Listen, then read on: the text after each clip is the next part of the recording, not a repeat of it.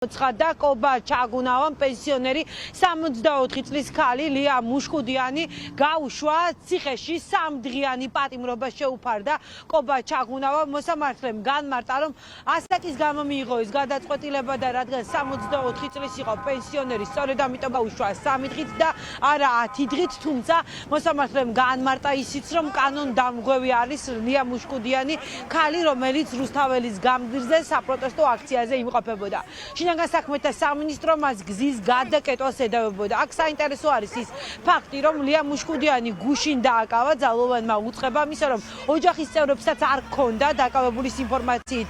ამის შესახებ ინფორმაცია მას არ ყავდა ადვოკატი, სასამართლო პროცესი ისე ჩაატარა შინაგან საქმეთა სამინისტრომ და სასამართლომ, რომ არ მიაწოდეს ინფორმაცია დაკავებულის ახლობლებს, მეგობრებს, გულშემატკივრებს, არც ადვოკატს. ჩვენ სულ შემთხვევით გავიგეთ, რომ სასამართლო სხდომა მიმდინარეობდა და როცა სათათბიროდ იყო მოსამართლე გასული, ვისარგებლეთ შემთხვევით და შევედით სხდომაზე, სწორედ ამ დროს მოგვაწოდა 64 წლის ქალმა ინფორმაცია მის დაკავებასთან დაკავშირებით. სულ რამდენიმე წუთში დაიწყება ჟურნალისტ აბგან სადიგოვის სასამართლო პროცესი. მანუჩარ ცაცუას ახლა შესვენება აქვს გამოცხადებული, რადგან ჟურნალისტი თარჯიმანს საჭიროებს, ახლა თარჯიმანი გამოცხადება სასამართლო პროცესზე და განახლდება შემდეგ სხდომა, რა გადაწყვეტილებას მიიღებს ჟურნალისტთან დაკავშირებით მოსამართლე ცაცუა ცოტა ხანში გვეცოდინება. პირველებისთვის ცნობილი გახდა, რომ ხაშურის იზოლატორიდან დაიწყეს გადმოყვანა დაკავებულების. ეს ის დაკავებულები არიან, რომლებიც გუშინ დააკავეს რუსთაველის გამზირზე. შესაბამისად, უკვე უნდა ველოდოთ დღის მეორე ნახევარში აქტიურად სასამართლო პროცესებს, რომელიც ჩატარდება საქალაქო სასამართლოში.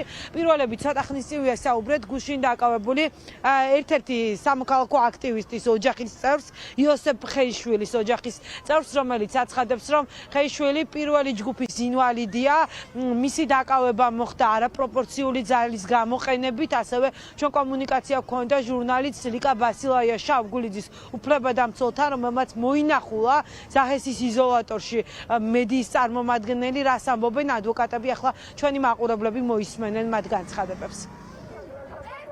დაკავების დროს პოლიციელი ხელში წვდა და დაკავების დროს იმდენად იძალადეს, ეს ძალა იმდენად გამოიყენეს, რომ ტანის 60 რაც ეცვა კიდევაც მაჩვენა, რომ დახეულია, დაზიანებულია.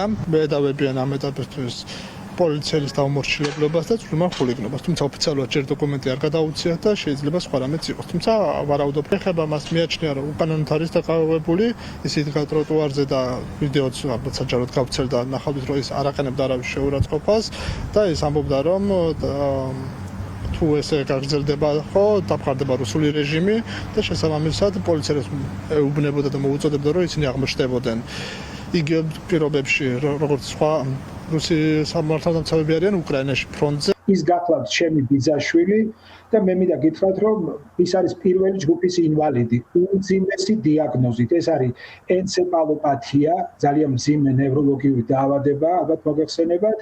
და მისი დაკავება მოხდა გუშინ, როგორც პირდაპირ ეთერში ვნახეთ, აი მხოლოდ ამ გზის გადაკვეთის მცდელობის გამო. მისი ყოფნა ამ პირობებში ფეხშიშველის ყოველგვარი მედიკამენტის გარეშე რამდენიმე დღის მანძილზე ძალიან სერიოზული და შეუქცევადი პროცესების გამომწვევი შეიძლება გახდეს მისი ისედაც დამძიმებული ჯანმრთელობის მდგომარეობის. წინააღმდეგობა არ გაუწევია, ხება მისი ძალით ჩაგდება მანქანაში და როგორც კადრებიდან ჩანს, დიდი ალბათობით მან ორივე ფეხსაცმელი დაკარგა. ანუ ჯერჯერობით არც ადვოკატი ყავს და არც ოფიციალურად რამდენადაც ვიცი ბრალი არ წარუდგინია. იდასთან ერთად ცხოვრობს და არავინ ჩვენ არ დაკავშირებია.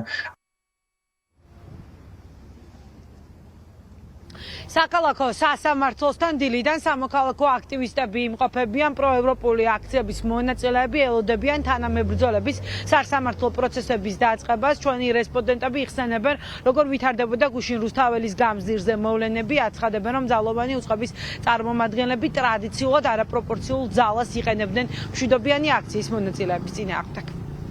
დავინახე როგორ ეცნენ ასაკოვან ქალბატონს გასატაცებლად, დასაკავებლად, მაგრამ ის ფორმა როგორც ეს გააკეთეს იყო წარმოუდგენელი, თავის თავს ავლენენ უბრალოდ. მეორე შემთხვევაში ჩემი მეგობარი და თანამოაზრე ნუკრი კაკულია დააკავეს მხოლოდ იმის გამო, რომ მან შენიშვნა მისცა ერთ-ერთ ეგრეთ წოდებულ სამართალდამცველს იმაზე თუ როგორ ელაპარაკებოდა ქალბატონს.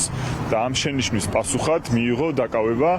დაკავების დროს მასთან ყოფი ილია ღლონტიც დააკავეს, საერთოდ არაფრის გამო ფაქტობრივად. ქართული ოცნება აგრძელებს თავის რეპრესიებს, ცდილობს რომ რაღაც შეწყვიტოს და მოკლას ეს უწყვეტი პროტესტი, იმიტომ რომ იცის რომ ეს არის ის უწყვეტი პროტესტი, რომელსაც რეალურად შეუძლია რეჟიმის დასრულება. ის ქართული ოცნებას აქვს ფორმაგი სტანდარტები, ეს არის ახალი რაღაც. ხო, ჩვენ ნახეთ ადამიანები, რომლებიც ქალებს უყამდნენ ხელს და შემდგომ ეს ადამიანები გაამართლეს და თქვეს რომ ეს ხო არაფერი ისეთი, მაგრამ ზიამაღლებელმა რომ ვიღაცას ცილა გაარტყა იმის გამო, რომ რეალურად ეს ადამიანი იმსახურებდა თავისი ქცევების გამო და ეს იყო პროტესტის რაღაც ნაწილი, თურმე ეს არის დანაშაული და ის რომ ეს ყველაფერი აღარ იყოს, საჭიროა რუსთაველის პროტესტი კიდევ უფრო გაზრდილდეს. ქალებს აყენებდა შეურაცხყოფას პოლიციელი, სამართალდამცველი, რომელიც წესით პირიქით მუდააკეთებდეს და ადამიანებმა უბრალოდ ეს ქალები დაიცვეს. ამის გამო გაათრიეს ტროტუარიდან და საქმე იმაშია, რომ მიაყოლეს სხვა ადამიანების, უბრალოდ უკან მდგარი ადამიანები, აი ესე მანქანაში ადგილი გვაქვს და მოდი ესეც წამოიყვანე და ჩატენეს მანქანებში. მაშასე საქალაქო სასამართლოში სულ რამდენიმე წუთის წინ დაიწყო ევროპული მომავლის მცველების სასამართლო პროცესები 30 ადამიანი, რომელთაც პოლიციისათვის წინააღმდეგობის გაწევას ედავებიან და სრულმან ხულიგნობას, ახლა სასამართლოს გადაწყვეტილებას ელოდებიან სხვადასხვა იზოლატორებში. სავარაუდოდ დღეს გრძელი დღე იქნება სამუშაო საქალაქო სასამართლოს სხვადასხვა მოსამართლისთვის, რადგან დიდი ალბათობით დღესვე ყველა დაკავებულს გადმოიყვანენ სასამართლოში.